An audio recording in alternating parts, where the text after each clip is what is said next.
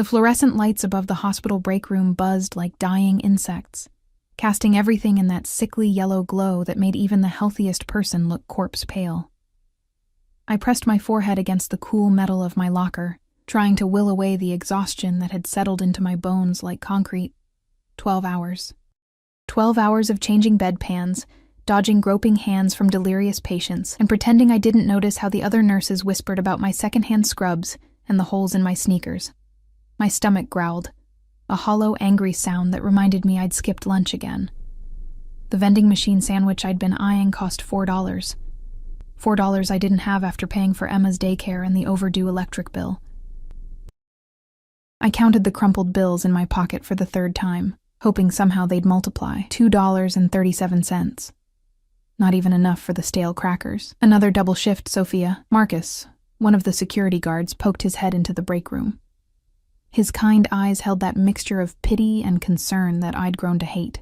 You look dead on your feet. I forced a smile, the same one I'd perfected over the past 2 years.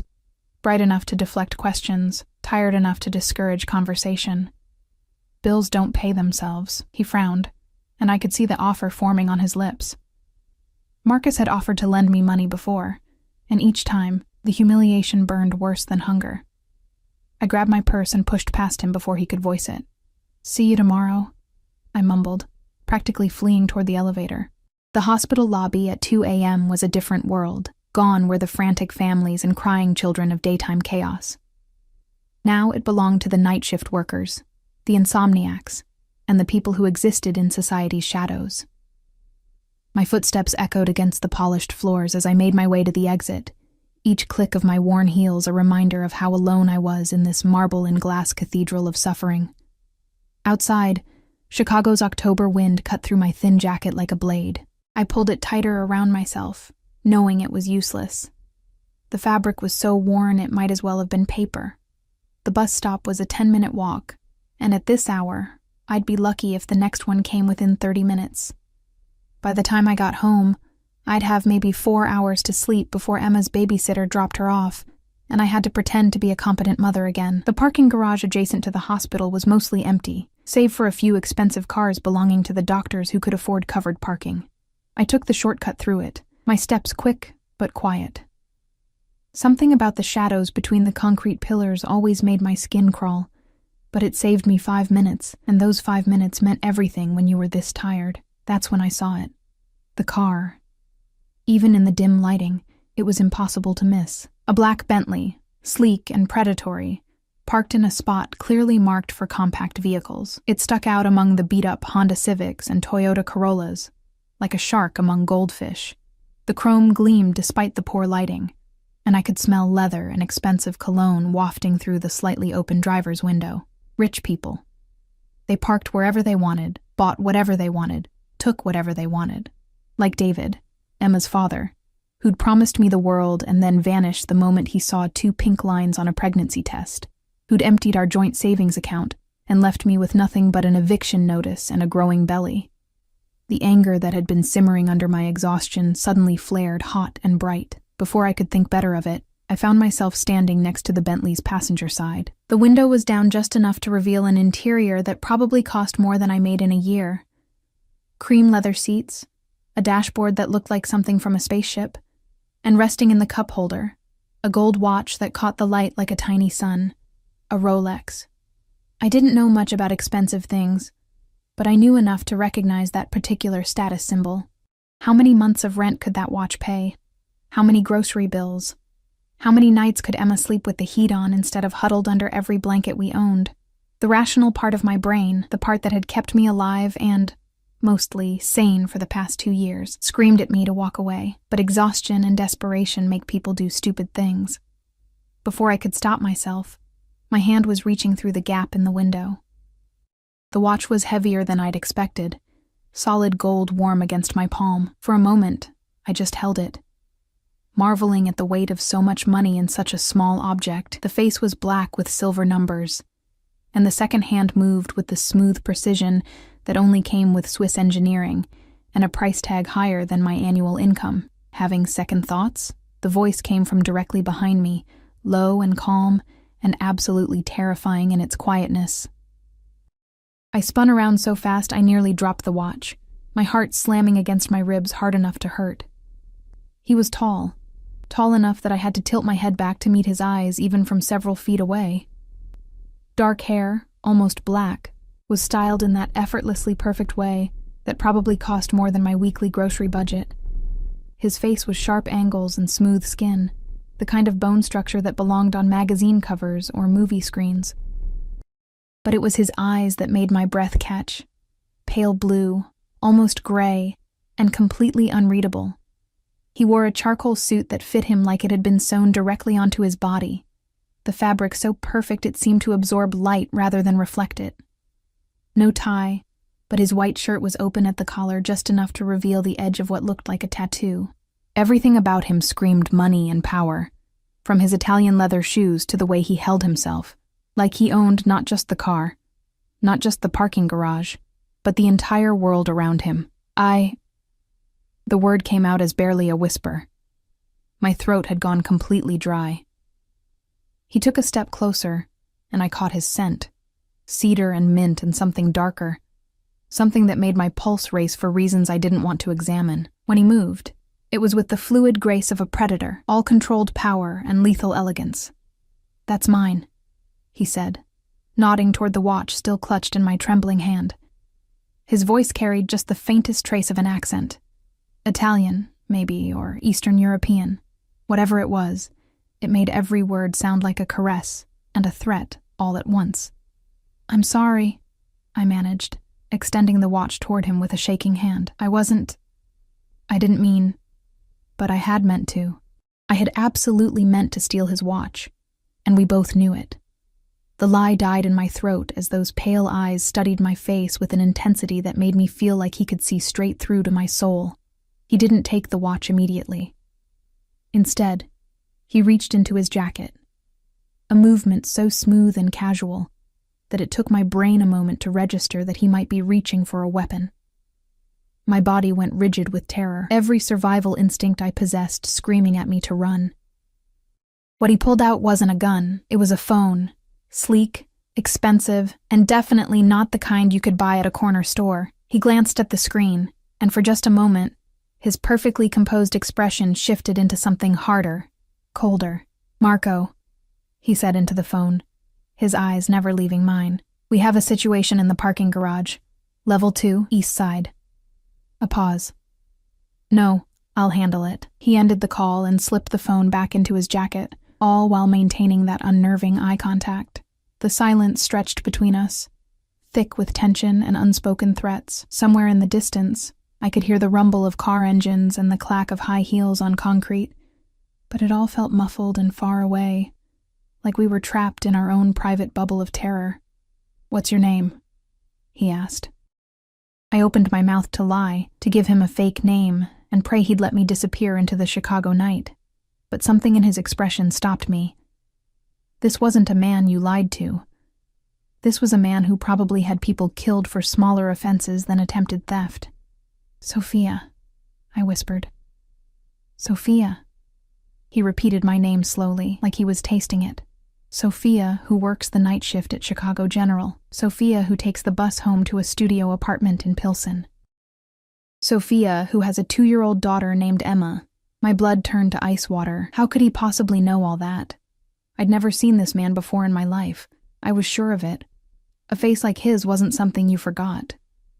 "How do you—" I started, but he held up one elegant hand, silencing me immediately. "The question isn't how I know," he said, taking another step closer. Now I could feel the heat radiating from his body, could see the gold flecks in his pale eyes. "The question is what I'm going to do about it."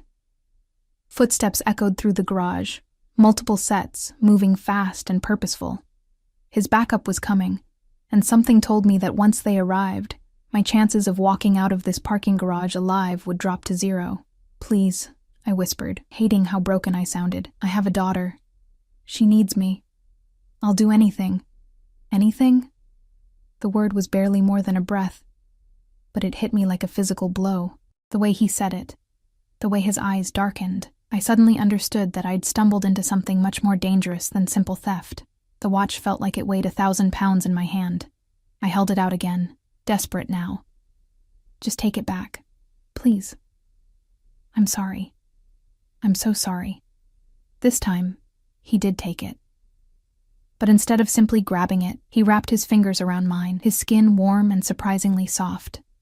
The contact sent electricity shooting up my arm, and I had to bite my lip to keep from gasping. Keep it, he said quietly. What? I blinked up at him, certain I'd misheard. I said keep it. He released my hand but didn't step back. Consider it a loan. I have a feeling you're going to need it. The footsteps were getting closer now. At least 3 people, maybe more. Heavy boots against concrete. The sound of safety catches being released. I don't understand, I said, clutching the watch against my chest like a lifeline. Something that might have been a smile ghosted across his lips, but there was no warmth in it. You will. The first of his men rounded the corner.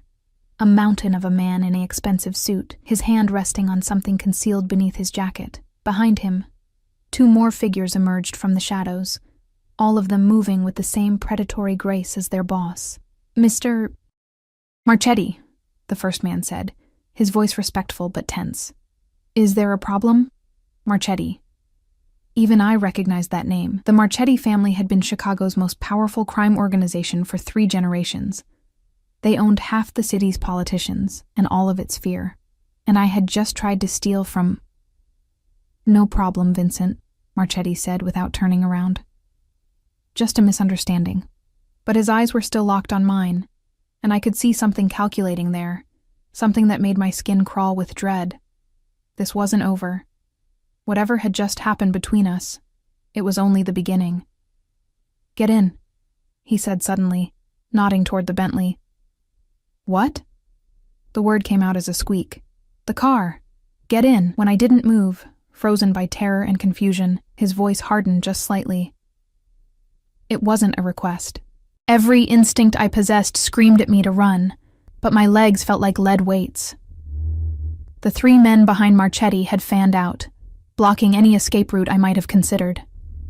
Their faces were stone masks of professional indifference, but their hands remained close to their weapons. I was trapped, and we all knew it. I can't, I stammered, backing up until the cold metal of the Bentley pressed against my spine. I have to get home.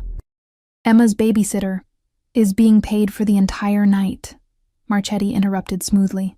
I've already taken care of it. The casual way he said it, like rearranging my life was as simple as ordering coffee, sent ice water through my veins. How long had he been watching me? How much did he know about my pathetic existence? You've been what? My voice cracked on the last word. Instead of answering, he moved to the passenger door and opened it with the fluid grace of a man accustomed to being obeyed. The interior light illuminated cream leather seats that probably cost more than everything I owned combined. The scent that wafted out was intoxicating. Expensive leather, subtle cologne, and something else. Something dangerous. Sophia. My name on his lips sounded like both a caress and a warning. Get in the car. I looked desperately at the exit, calculating distances and odds. Vincent, the mountain of a man, caught my gaze and shook his head almost imperceptibly. The message was clear. Don't even think about it. My hands were shaking so badly I could barely grip the watch I still clutched against my chest. The gold was warm now, heated by my panicked body temperature. Such a small thing to have destroyed my life over. Where are you taking me? I whispered. For the first time since this nightmare began, something that might have been genuine emotion flickered across Marchetti's face. It was gone so quickly I might have imagined it. But for just a moment, he looked almost apologetic. Somewhere safe, he said quietly. I give you my word. No harm will come to you tonight. The word of a Mafia boss. How much was that worth? But what choice did I have? I could feel the weight of his men's stares, the implicit threat in their stillness. This wasn't really a request, no matter how politely it was phrased. My legs felt like jelly as I approached the open door. The interior of the Bentley was even more intimidating up close. All gleaming surfaces and soft leather that probably cost more per square inch than my monthly rent. I slid into the passenger seat, the leather enveloping me like an expensive embrace. Marchetti closed the door with a soft click, that sounded like a prison cell locking. Through the tinted windows, I watched his men disperse with military precision, disappearing into the shadows as if they'd never existed at all. Only Vincent remained, sliding behind the wheel of a black SUV that had materialized from nowhere. The driver's door opened, and Marchetti settled beside me with that same fluid grace. Up close, in the confined space of the car, his presence was overwhelming. I could feel the heat radiating from his body, smell that intoxicating combination of cedar and mint and danger. When he reached across me to retrieve something from the glove compartment, his arm brushed against mine, and I had to bite my lip to keep from gasping at the electric contact. What he pulled out was a bottle of water and a small tin of mints. He opened the water and handed it to me without a word. I stared at it stupidly for a moment before my parched throat reminded me that I hadn't had anything to drink since my coffee break 6 hours ago. The water was cold and pure, better than anything that came from my apartment's rusty tap. I drank greedily, not caring how desperate I looked. When I finally came up for air, I found him watching me with those unreadable pale eyes. "Better?" he asked. I nodded, not trusting my voice. The engine purred to life, a sound so smooth and powerful, it was barely audible. We pulled out of the parking garage into the Chicago night, the SUV following at a discreet distance. For several blocks, we drove in silence. The city looked different from inside a car like this. Cleaner somehow, more distant. The homeless people on street corners, the broken streetlights, the graffiti tags that marked territory in the war between rival gangs. It all seemed like someone else's problem when viewed through bulletproof glass. "You're wondering why," Marchetti said suddenly, his voice cutting through my spiraling thoughts. I turned to look at him, studying his profile in the glow of passing streetlights. His jaw was sharp enough to cut glass, and there was a small scar just above his left eyebrow that somehow made him even more dangerously attractive. "Why what?" I managed. "Why I'm not having you arrested. Why I gave you the watch instead of taking it back. Why you're sitting in my car instead of a police station." All excellent questions, none of which I was sure I wanted answered.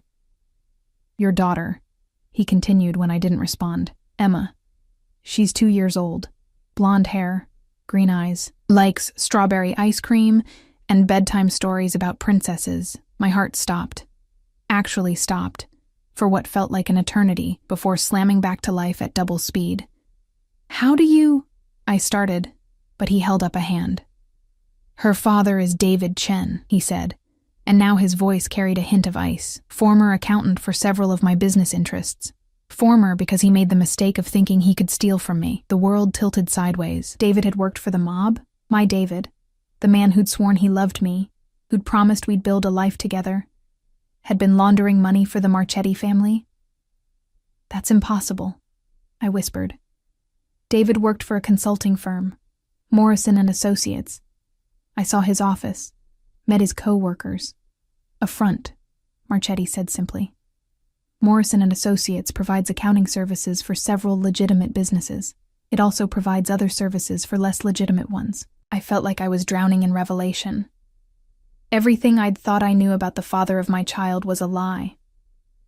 But that wasn't the worst part. The worst part was the way Marchetti was looking at me now, like I was a puzzle piece he'd finally figured out how to place. "David stole from you," I said slowly, pieces clicking together in my mind. "And now you think I'm involved somehow, are you?" The question was soft, almost gentle, but I could hear the steel underneath. This was a test, and my life probably depended on passing it. "No," I said, meeting his gaze steadily despite my terror. "I didn't even know he worked for you. When Emma was born, he disappeared, cleaned out our bank account and vanished. I haven't seen him since." We'd stopped at a red light, and Marchetti turned to study my face with an intensity that made me want to shrink into the leather seat. His pale eyes seemed to catalog every micro-expression, searching for lies or deception. $700,000, he said finally. "That's what he took from me. 700,000. The number hit me like a physical blow. I'd been struggling to pay for Emma's formula while the father of my child had been sitting on enough money to change our lives forever. "I don't have it," I said quickly. "Whatever he stole, I don't have any of it. I'm a broke single mother who works double shifts just to keep the lights on." If I had $700,000, do you think I'd be trying to steal watches in parking garages? Something that might have been amusement flickered in his eyes. Fair point. The light turned green, and we continued through the city. I was completely lost now, with no idea which direction we were heading. The buildings outside were getting nicer, more expensive. We'd left my neighborhood far behind. So what now? I asked. If you don't think I have the money, why am I here? Instead of answering, he reached into his jacket and pulled out his phone. The screen displayed a text message, and even upside down, I could see it was a photo. A photo of me walking out of the hospital just an hour ago. I've been watching you for 3 weeks, he said calmly, as if he was discussing the weather. Learning your routines, your habits, your strengths and weaknesses. The violation of it hit me like a slap. You've been stalking me. I've been investigating you, he corrected. There's a difference. Is there? He glanced at me, and for just a moment, something almost like approval crossed his features. You have more spine than I expected.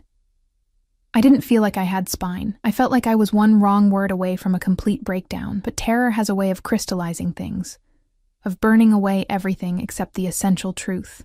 And the truth was that I was already living in hell, working myself to death for scraps, watching my daughter grow up in poverty, knowing that one medical emergency or missed shift could destroy the fragile life I'd built for us. What do you want from me? I asked. We turned into an underground parking garage beneath a gleaming high-rise that probably cost more than most people made in a lifetime. The elevator that carried us to the penthouse was made of glass and gold, rising through the building's core like a gilded cage. His penthouse was a study in expensive minimalism, floor-to-ceiling windows that offered a panoramic view of Chicago's skyline, furniture that looked like it belonged in a museum, and enough space to house 3 families like mine. But despite its obvious luxury, there was something cold about it, something that spoke of a man who owned everything but belonged nowhere. Sit, he said, gesturing toward a cream-colored sofa that probably cost more than my car. I perched on the edge, afraid to lean back and leave impressions in the pristine fabric. He moved to a bar cart and poured 2 glasses of something amber and expensive-looking. When he handed one to me, our fingers brushed again, and that same electric shock raced up my arm. I don't drink, I said automatically. Tonight you do. I took a small sip and immediately regretted it.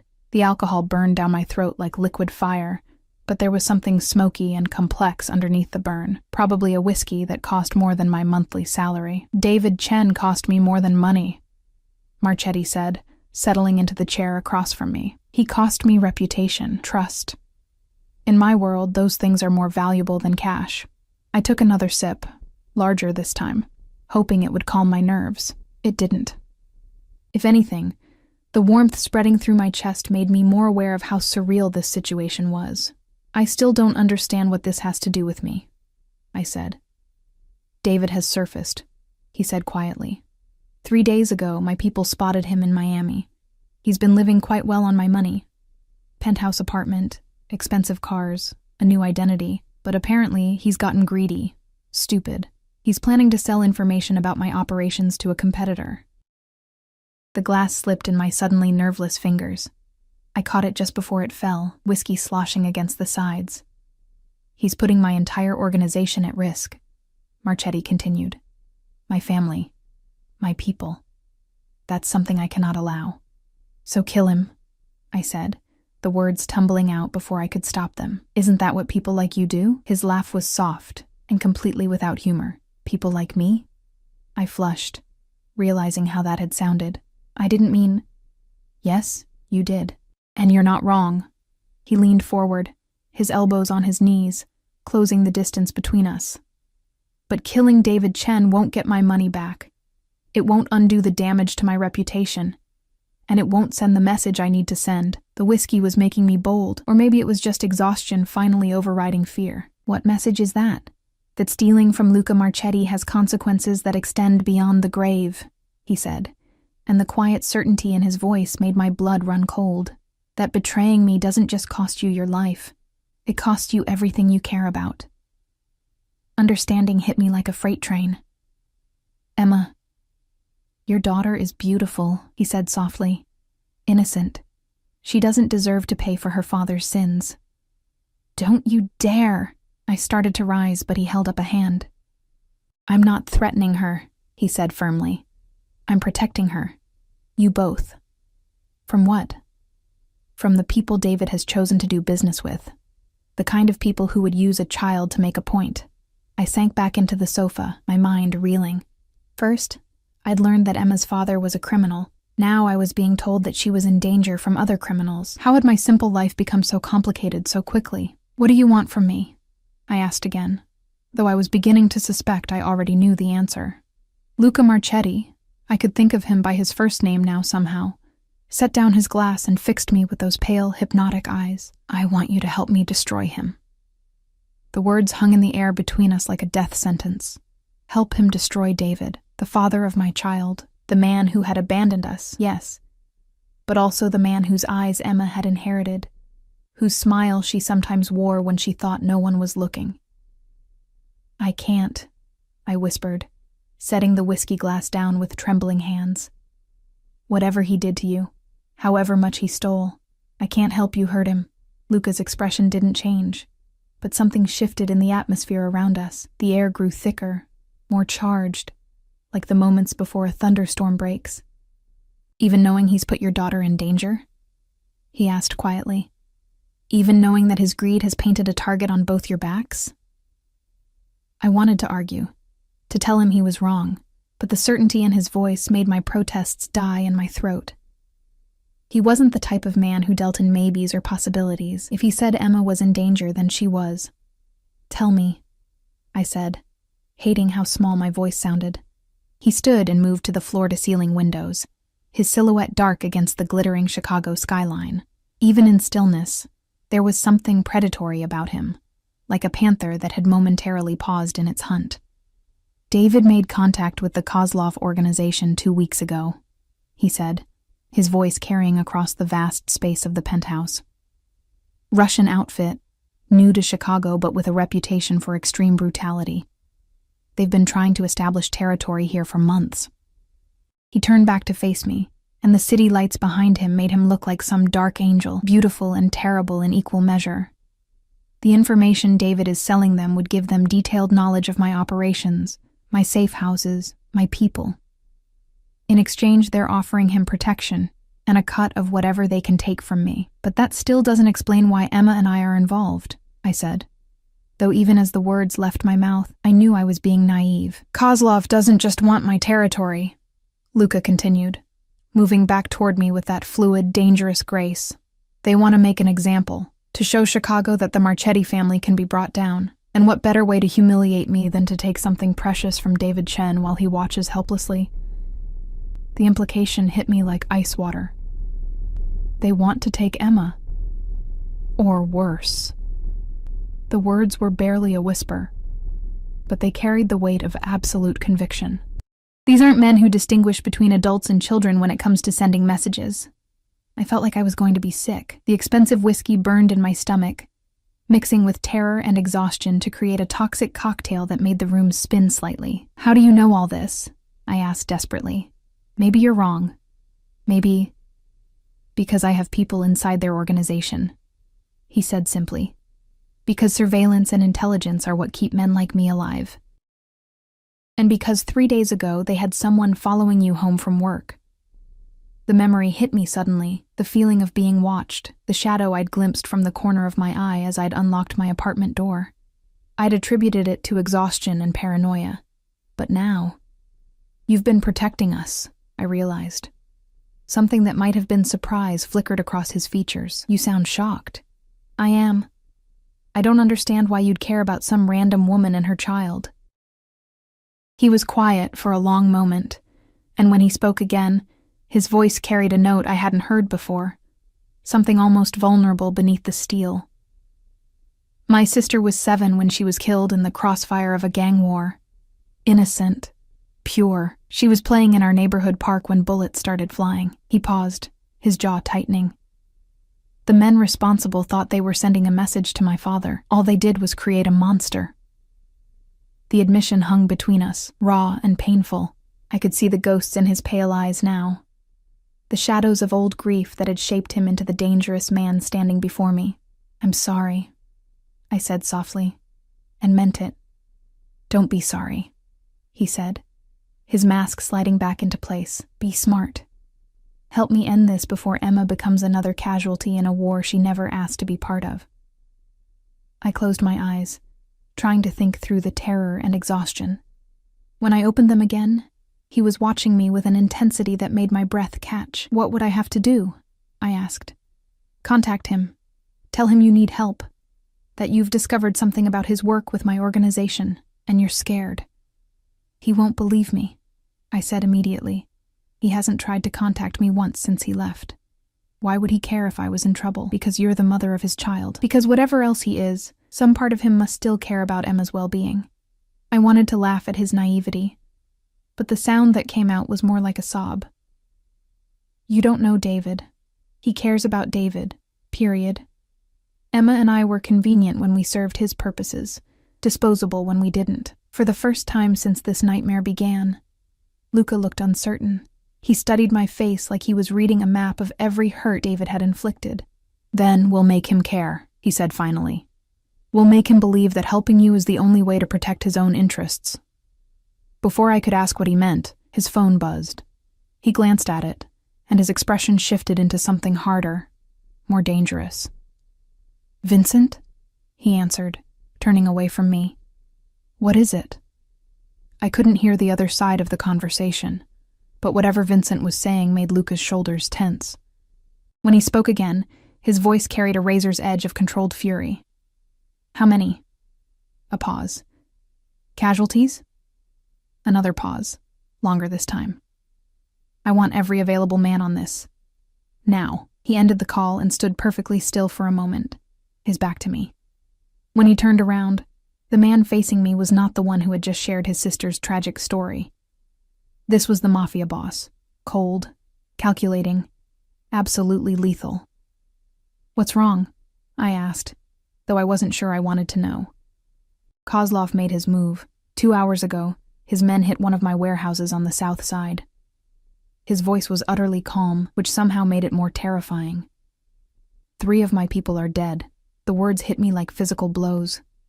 3 people. Dead, because of a war that had started with David's greed. "I have to go," Luca said, already moving toward what I assumed was a bedroom to change clothes. "Vincent will take you home. There will be men watching your building tonight, keeping you and Emma safe."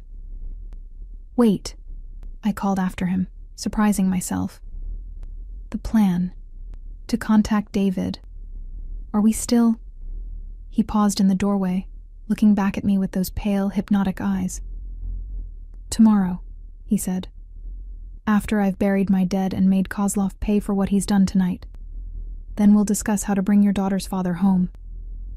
The way he said it made it clear that David's homecoming would not be a joyful reunion. 20 minutes later, I was back in the Bentley's passenger seat, this time with Vincent behind the wheel.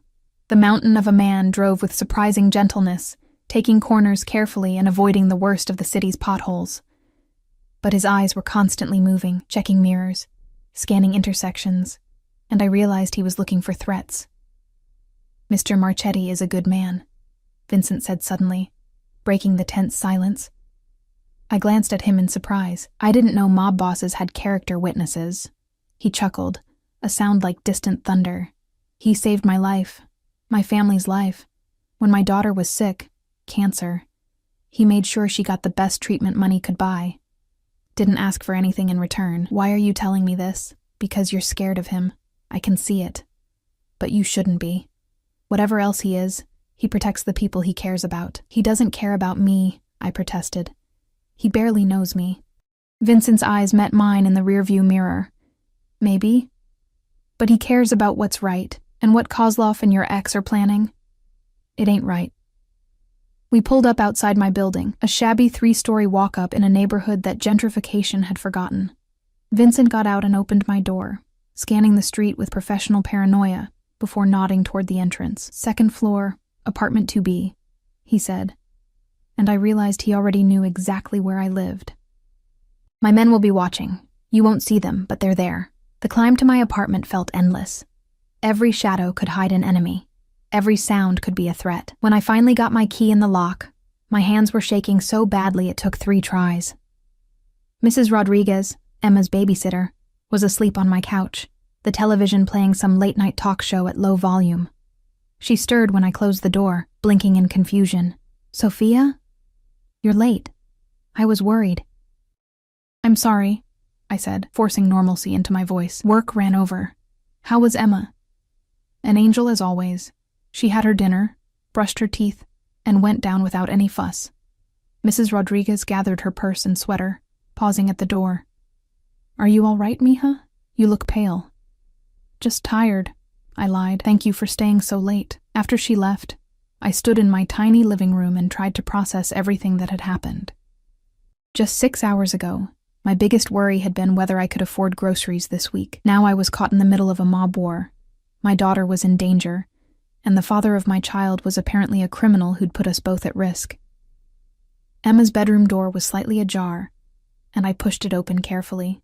She was sleeping peacefully, her blonde hair spread across her pillow, one small hand clutching her favorite stuffed rabbit. She looked so innocent, so perfect.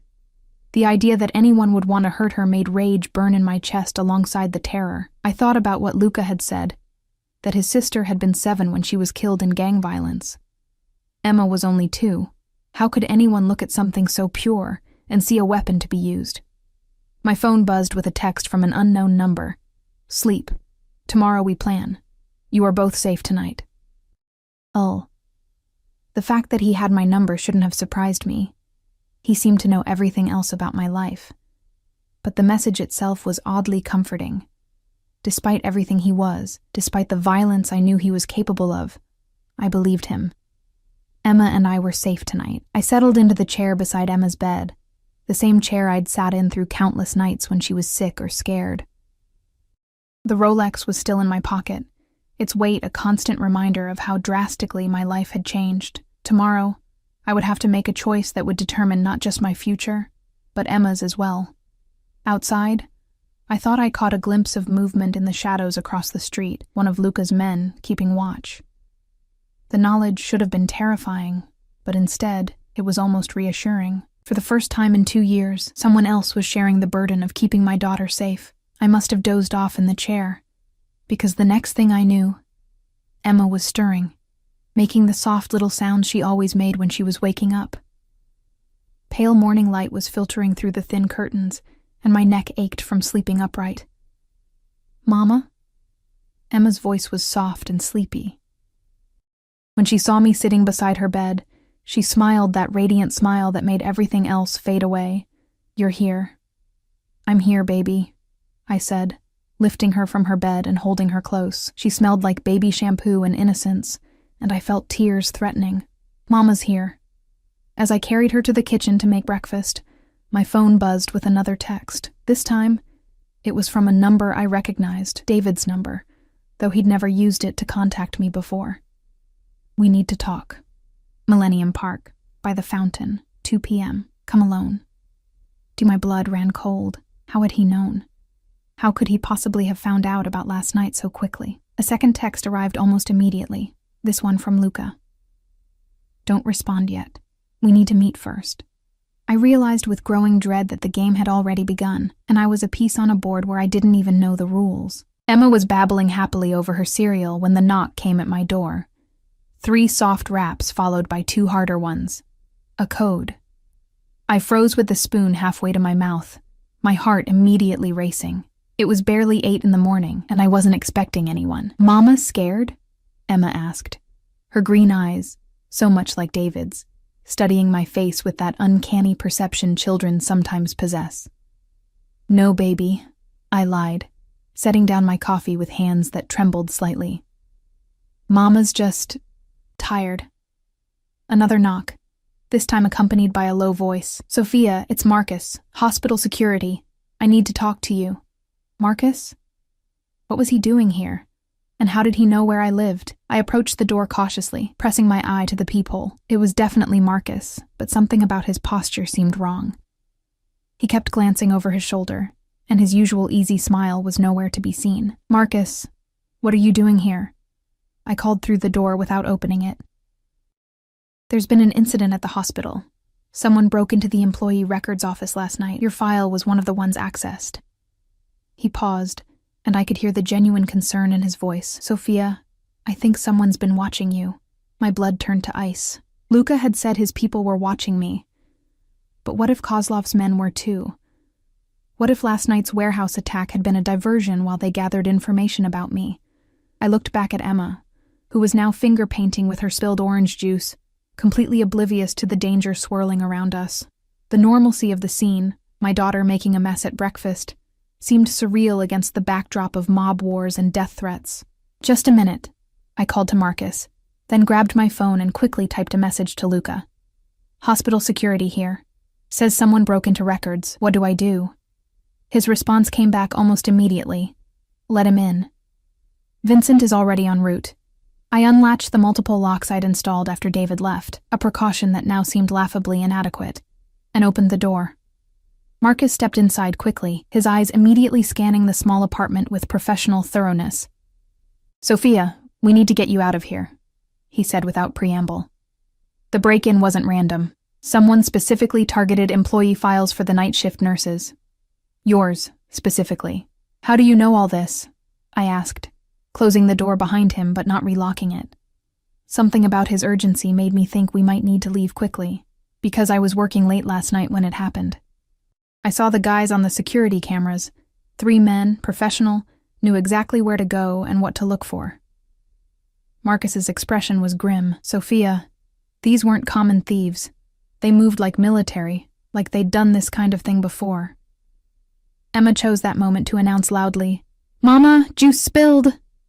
She was standing in her high chair now, sticky fingers reaching toward me. The innocent interruption was jarring against Marcus's dire warnings. It's okay, baby, I said automatically, moving to lift her from the chair. We'll clean it up. But as I bent to pick up Emma, I noticed Marcus's hand had moved to his jacket, the same place where Luca's men kept their weapons. The gesture was subtle, professional, but it sent alarm bells screaming through my head. Marcus, I said slowly, straightening with Emma in my arms. How did you know where I live? For just a moment, his mask slipped. The concerned expression faltered, replaced by something colder, more calculating. Personnel files, he said, but there was a hesitation that hadn't been there before. Personnel files don't have home addresses for security staff to access, I said, backing toward the kitchen where I'd left my phone. I know because I had to update mine 3 times when I moved, and each time they told me only HR and payroll could see that information. Marcus's hand moved closer to his jacket. Sophia, you need to trust me. I'm trying to help you. Help me what? I demanded, clutching Emma tighter. She could sense my tension and was starting to whimper. Who are you really? Before Marcus could answer, the apartment door exploded inward with a crash that made Emma scream. Vincent filled the doorframe like an avenging angel, his massive form backlit by the hallway fluorescence. Behind him, 2 other men I didn't recognize moved with the same lethal precision. Step away from them, Vincent said, his voice deadly calm. Marcus's hand was fully inside his jacket now, but he hadn't drawn whatever weapon he carried. This doesn't concern you, Marcus said, and now his voice carried a slight accent that definitely wasn't from Chicago. This is between me and the girl. The girl has protection, Vincent replied. Protection you've just violated. Everything happened at once. Marcus lunged toward his weapon. Vincent moved with surprising speed for such a large man, and I dove behind the kitchen counter with Emma, both of us screaming. The sound of bodies slamming into furniture filled the apartment, followed by Emma's terrified wails. Stay down! Vincent shouted over the chaos. There was a crash as someone went through my coffee table, then a sound like a gunshot that made me press Emma's face against my shoulder to muffle her sobs. The fighting seemed to go on forever, but probably lasted less than 30 seconds. When the sounds stopped, I waited another full minute before cautiously peering over the counter. Marcus was on the floor, unconscious or worse, blood seeping from a head wound. Vincent stood over him, breathing hard, but apparently uninjured. The 2 other men were securing the scene, one checking Marcus for weapons while the other examined the damaged door. "Is he dead?" I whispered, still holding Emma, who had quieted to soft hiccups against my neck. "No, but he'll wish he was when he wakes up," Vincent said grimly. He pulled out his phone and speed-dialed a number. "Boss, we have a problem. Kozlov sent someone posing as hospital security. Yeah, she's safe. Both of them are safe." Emma pulled back to look at me, her green eyes wide and frightened. "Mama scared now?" she asked in her tiny voice. I forced a smile I didn't feel. "No, baby. The scary man is all done now. We're okay." But I wasn't okay. Nothing was okay. My apartment had been invaded, my daughter had witnessed violence, and a man was bleeding on my living room floor. The life I'd tried so hard to build, poor but peaceful, was crumbling around me. "Pack a bag," Vincent said, ending his call. "Mr. Marchetti wants you both moved to a secure location immediately." "I can't just leave," I protested weakly. "I have work. Emma has daycare." "You have bigger problems than missing work," Vincent interrupted, but not unkindly. "This was just a scouting mission. Next time, they'll come in force." As if to emphasize his point, one of the other men looked up from searching Marcus and held up a phone. "He was recording everything," he said. "Audio and video, probably transmitting back to his handlers." The implications hit me like a physical blow. They had footage of Emma, of our apartment, of our daily routine. They knew exactly what she looked like now, exactly how to find us. "5 minutes," I said, my voice hollow. "Give me 5 minutes to pack." Emma's diaper bag was always kept ready, a habit from her infancy that had persisted out of necessity. Diapers, wipes, change of clothes, favorite toys, the essentials of keeping a toddler comfortable and distracted. For myself, I threw random clothes into an old gym bag, not really caring what I grabbed. The Rolex was still in yesterday's jeans pocket. I transferred it to today's, the weight both comforting and terrifying. When I emerged from the bedroom, the unconscious man was gone, and Vincent's people had done their best to straighten the destroyed furniture. It looked like a particularly aggressive robbery rather than a mob hit, which I supposed was the point. "Where are we going?" I asked, as Vincent took the diaper bag from my shoulder. "Somewhere safe," he said. The same non-answer Luca had given me the night before. Emma was fascinated by the black SUV waiting outside, trying to touch everything while I strapped her into a car seat that definitely hadn't been there 20 minutes ago. Vincent's efficiency was both impressive and terrifying. "Where did you get the car seat?" I asked as we pulled away from my building. "Mr. Marchetti had it installed this morning," Vincent replied. He thought of everything. The drive took us north, away from my neighborhood and into areas of Chicago I'd only seen in magazines. The buildings grew taller, cleaner, more expensive with each mile. Emma pressed her nose to the window, pointing at everything that caught her attention. "Big building, Mama. Pretty flowers. Doggy." Her innocent wonder was a stark contrast to the armed men in the front seat and the knowledge that we were fleeing for our lives. I tried to memorize her expressions, her excitement at this unexpected adventure, knowing that this might be the last normal moment we'd have for a long time. The SUV pulled into an underground garage beneath a building that looked like it cost more than most people's annual salaries. The elevator that carried us upward was different from the one in Luca's building, still expensive, but warmer somehow, more lived in. When the doors opened, I understood why. This wasn't Luca's stark penthouse. This was someone's home. The apartment was spacious but comfortable, with furniture that looked like it had been chosen for living rather than impressing. Toys were scattered in one corner, and I could smell something delicious cooking in the kitchen. "Sophia!" a woman's voice called out, warm and welcoming despite the circumstances. She emerged from the kitchen, wiping her hands on a dish towel, and I was struck immediately by her beauty. Dark hair, olive skin, and the same pale blue eyes as Luca. "I'm Isabella, Luca's sister." "Welcome, sister." But Luca had said his sister died when she was 7. Confusion must have shown on my face because Isabella smiled sadly. "Half-sister," she clarified. "Same father, different mothers. I was born after Lucia died." She knelt down to Emma's level, and this beautiful little angel must be Emma. Emma, who was normally shy around strangers, looked up at Isabella with curious interest. "Pretty lady," she announced solemnly. "Very pretty lady," Isabella agreed, holding out her hand. "Would you like to see my kitchen? I was just making cookies." The casual domesticity of the scene, a beautiful woman offering cookies to my daughter, felt surreal after the morning's violence. But Emma's face lit up at the mention of cookies, and she took Isabella's hand without hesitation. "Is this where we're staying?" I asked Vincent, who was checking his phone again. "For now. Mr. Marchetti will be here within the hour to discuss the next steps." As if summoned by his name, I heard the distinctive sound of an elevator arriving. Luca emerged looking like he'd been up all night. His usually perfect hair was slightly disheveled, and there were dark circles under his pale eyes. But when he saw Emma sitting at Isabella's kitchen island, carefully decorating a sugar cookie with intense concentration, something in his expression softened. "How are they?" he asked Vincent quietly. "Shaken but unharmed." Marcus, if that's even his real name, had been watching the apartment for at least a week. Kozlov's people know everything about their routine now. Luca's jaw tightened, and I saw that dangerous coldness return to his eyes. And our response to this morning's intrusion? Marcus is being questioned. His handler is receiving a message about the consequences of targeting innocents. The euphemisms were polite, but I understood the reality behind them. People were going to suffer because of what had happened to Emma and me this morning. The thought should have horrified me, but instead, I felt a dark satisfaction. They had threatened my daughter. Whatever happened to them, they had brought on themselves. "Mama, look," Emma called out, holding up her cookie.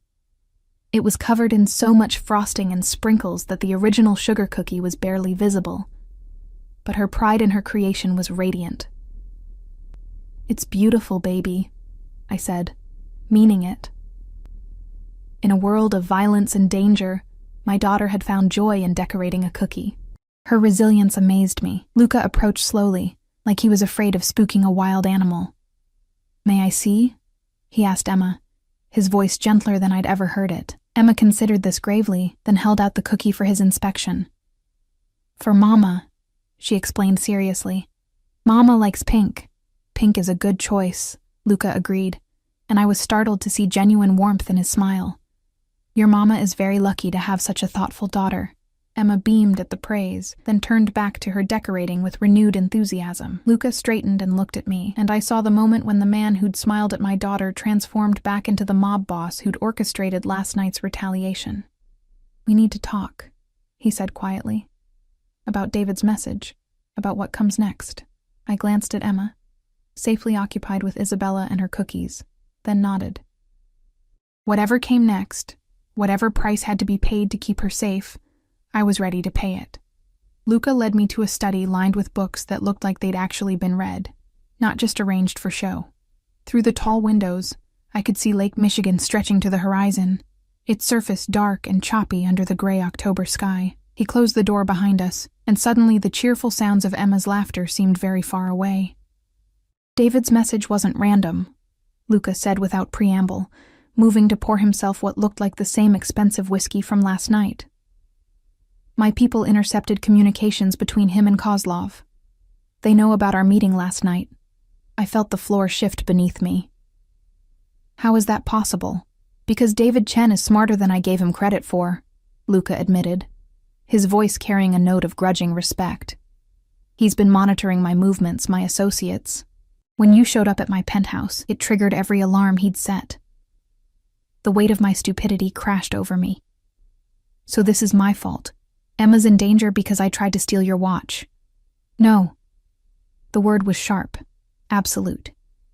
"Emma's in danger because her father chose to steal from me and then compound that theft with betrayal.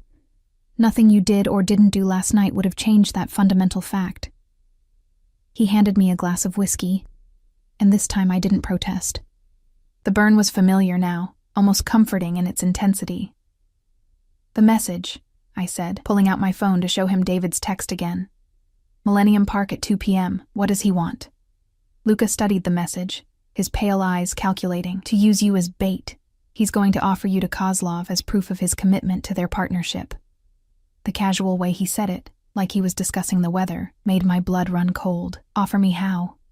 They want to draw me out into the open, make me choose between my reputation and protecting you. He met my eyes, and I saw something there I hadn't expected. Regret. In their minds, a mafia boss who goes soft over a woman and her child is a mafia boss who can be defeated. And they're right, aren't they? I asked quietly. You are protecting us. You could have just let this play out. Let David and Kozlov destroy each other and stayed clear of the whole mess. Luka was quiet for a long moment, staring out at the lake. When he spoke, his voice was softer than I'd ever heard it. My sister, Lucia, the one who died. She would have been about your age now. Sometimes I wonder what kind of woman she would have become, whether she would have had children of her own. He turned back to me, and I saw the ghost of old pain in his eyes. I've spent 15 years making sure no other innocent pays for the sins of men like me. I'm not going to stop now. And the confession hung between us, raw and honest in a way I hadn't expected from someone in his position. I found myself moving closer, drawn by the vulnerability he was showing me. What's the plan? I asked. You're going to meet him, Luka said, his mask sliding back into place, but not alone and not unprepared. Over the next hour, he outlined a strategy that was both elegant and terrifying in its complexity. I would go to Millennium Park as David had requested, but I'd be wearing a wire and surrounded by Luka's people. The goal wasn't just to capture David. It was to use him to get to Kozlov and end this war before it could claim any more innocent lives. What about Emma? I asked when he'd finished explaining the technical details. Emma stays here with Isabella, Luka said firmly. This building is a fortress. She'll be safer here than anywhere else in the city. And after? When this is all over? He studied my face with that intense focus I was beginning to recognize. What do you want to happen after? It was such a simple question, but it cut straight to the heart of everything I'd been trying not to think about. What did I want? For 2 years I'd wanted David to come back, to be the father Emma deserved. But that man, if he'd ever really existed, was gone. The man who had sent that text was a stranger, someone who would use his own child as a weapon. I want Emma to be safe, I said finally. I want her to grow up without fear, without having to look over her shoulder or wonder if the next knock on the door will bring violence into her world. And for yourself? The question was asked so quietly I almost missed it, but when I looked up, I found Luka watching me with an expression I couldn't quite read. There was something there, interest perhaps, or something deeper, something that made my pulse quicken despite everything else that was happening. I don't know, I admitted. I've been surviving for so long, I forgot what it felt like to actually live. He moved closer, close enough that I could smell his cologne, could see the flecks of silver in his pale blue eyes. You could stay, he said softly. After this is over, you and Emma. You'd be protected, provided for. She could grow up safe. The offer hung in the air between us, loaded with implications I wasn't ready to examine. As what? Your mistress? Your charity case? As whatever you want to be. His hand came up to cup my cheek, his touch surprisingly gentle for someone capable of such violence. I'm not David Chen, Sophia. I don't make promises I can't keep. For a moment, I let myself imagine it. A life without constant fear, without counting every penny, without wondering if this would be the month we couldn't make rent. Emma growing up in safety, surrounded by books and toys and all the opportunities money could provide.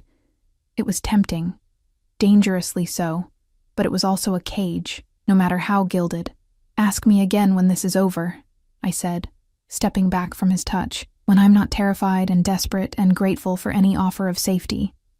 Something that might have been approval flickered in his eyes. Fair enough. At 1:30 p.m. I was back in the Bentley, this time wearing a wire so small and sophisticated that it was completely invisible beneath my clothes. Vincent was driving, with 2 other cars full of Luka's people following at discreet distances. The plan was simple in theory. Get David talking, get him to implicate himself and reveal Kozlov's location, then let Luka's people handle the rest. Millennium Park was busy despite the gray weather.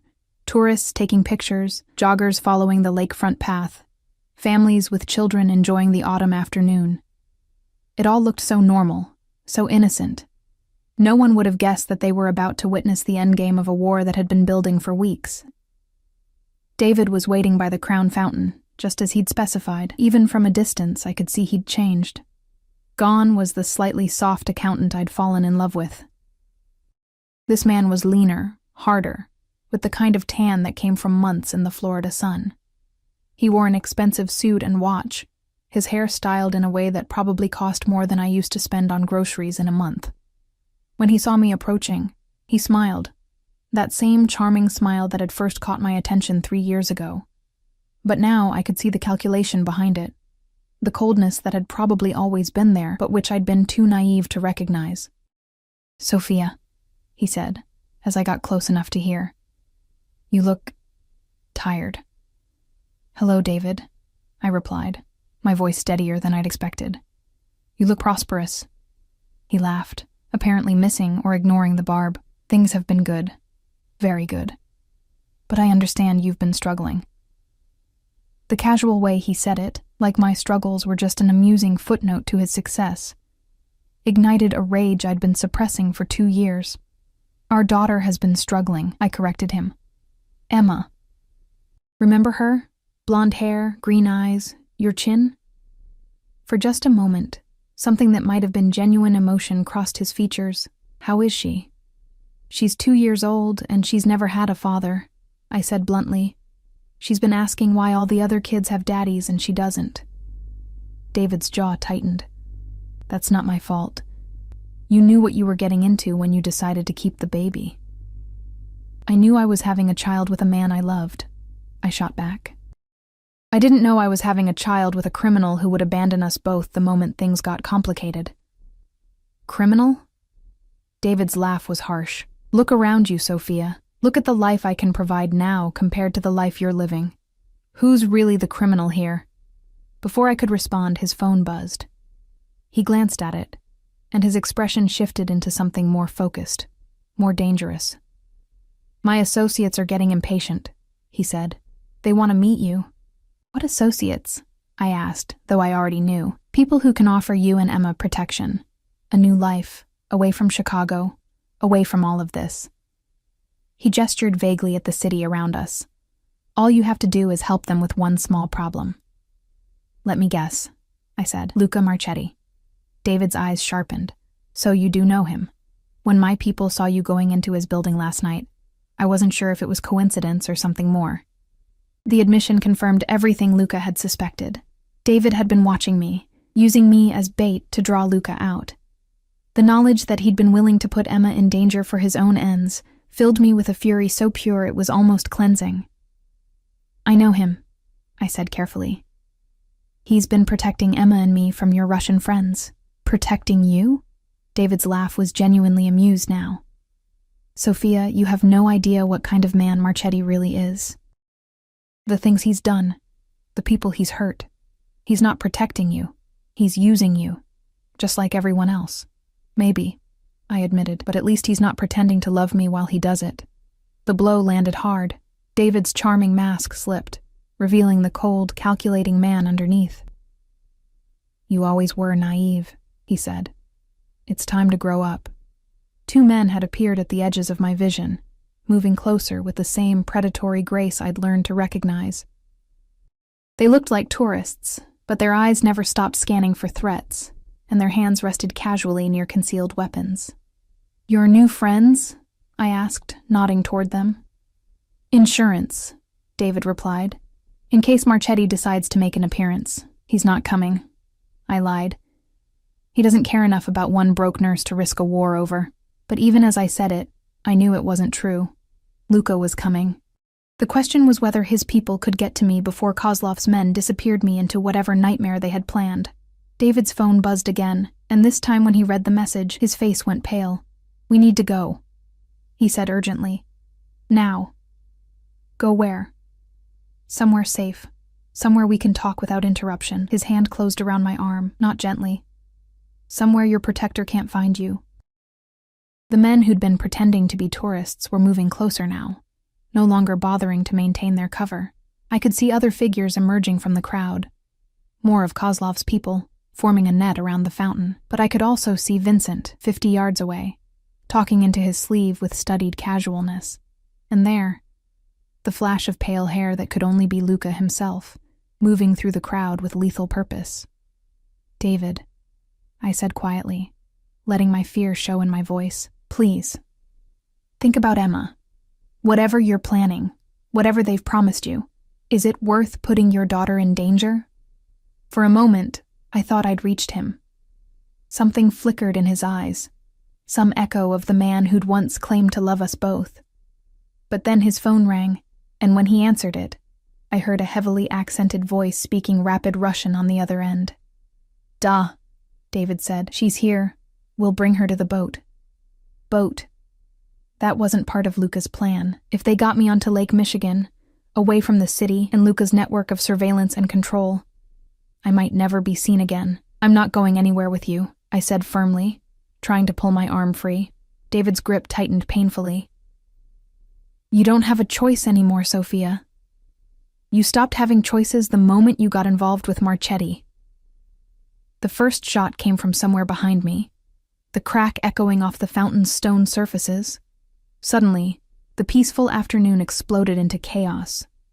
Tourists screamed and scattered, parents grabbed their children, joggers dove for cover behind whatever shelter they could find. More shots followed, and I saw one of Kozlov's men spin and fall, blood blooming across his chest. David cursed in a language I didn't recognize and started dragging me toward the lake, where I could now see a speedboat waiting at the dock. But Vincent was there, appearing out of the crowd like an avenging angel, his massive form cutting through the panic with impossible grace. He slammed into the man closest to us with enough force to break bones, then spun toward David with murder in his eyes. "Let her go," Vincent rumbled. David's response was to pull a gun, a small silver thing that looked almost delicate in his hand.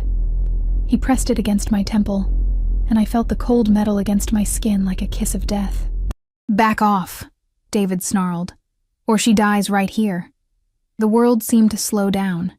I could hear my own heartbeat, could smell the fear sweat rolling off David's skin, could feel the tremor in his hand as he held the gun. In the distance, more shots were being fired as Luca's people and Kozlov's soldiers turned Millennium Park into a war zone. But all I could think about was Emma, safe in Isabella's apartment, probably still decorating cookies and laughing at something she found delightful. Whatever happened here, whatever price had to be paid, she would grow up safe. Luca had promised me that, and unlike David, he kept his promises. Sophia. Luca's voice cut through the chaos like a blade. He stood 20 feet away, his pale eyes locked on mine, ignoring the gun pointed at my head. "You're going to be fine." The certainty in his voice, the absolute conviction that he could control this situation, gave me strength I didn't know I possessed. "David," I said quietly, not moving despite the gun at my temple. "Look around you. Your Russian friends are dead or dying. This is over. It's not over until I say it's over." David snarled, but I could hear the desperation in his voice now. "Yes," I said, still looking at Luca. "It is." I dropped my weight suddenly, slipping out of David's grip and rolling away from the gun. Vincent moved like lightning, covering the distance between himself and David in 2 massive strides. The gun went off, the shot going wild, and then Vincent had David pinned against the fountain's edge, the weapon spinning away across the concrete. Luca was beside me in seconds, his hands running over me, checking for injuries. "Are you hurt?" "No," I managed, though I was shaking like a leaf. "I'm okay." Around us, the battle was ending as quickly as it had begun. Kozlov's remaining men were either dead, wounded, or surrendering to Luca's superior numbers. Sirens wailed in the distance, police and ambulances responding to reports of gunfire in the park. "We need to go," Vincent called out. "Now."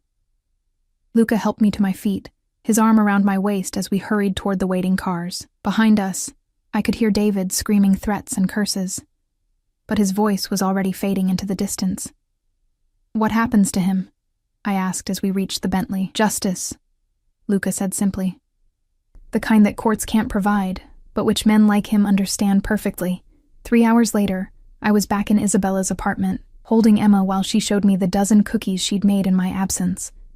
She was so excited, so proud of her creations, that it broke my heart to think how close I'd come to never seeing her again. "Mama sad?" Emma asked, studying my face with those too perceptive green eyes. "No, baby," I said, meaning it for the first time in longer than I could remember. "Mama's happy. Very, very happy." Luca appeared in the doorway, leaning against the frame with an expression I was learning to read, satisfaction mixed with exhaustion. The look of a man who'd won a war, but paid a price for victory. "It's finished," he said quietly. "Kozlov's organization is broken. David won't be bothering anyone anymore." I didn't ask for details. Some things were better left unknown. "And Emma?" I asked. "Is she safe now?" "She's safe," he confirmed. "You both are." Emma looked up at him with curious interest. "Nice man," she announced solemnly. "Nice man helped Mama." Something in Luca's expression softened at her words. "Smart little girl." Later, after Emma had been fed and bathed and tucked into the guest room bed that Isabella had somehow made feel like home, I found myself standing on the apartment's balcony, looking out at the Chicago skyline. The city looked different now, cleaner somehow, less threatening. The war was over, and we had won. "Second thoughts?" Luca asked, joining me at the railing. I thought about his offer from earlier, about the life he could provide for Emma and me, safety, security, luxury beyond anything I'd ever imagined. All I had to do was say yes, and we'd never have to worry about money or danger again. "Ask me again in 6 months," I said finally. "When I'm not running on adrenaline and gratitude." He smiled, a real smile this time, warm and genuine. 6 months it is. As we stood there in the gathering darkness, Emma safe and sleeping inside, I realized that for the first time in 2 years, I wasn't afraid of what tomorrow might bring. Whatever the future held, whatever choices I would eventually make, they would be mine to make freely, and that, more than any amount of money or security, felt like victory. The Rolex was still in my pocket, its weight a reminder of how drastically my life had changed in just 2 days. Tomorrow, I would give it back to him. Tonight, I would simply stand here beside the man who had saved us both, watching the lights of the city twinkle like stars, knowing that my daughter would wake up safe in the morning. For now, that was enough.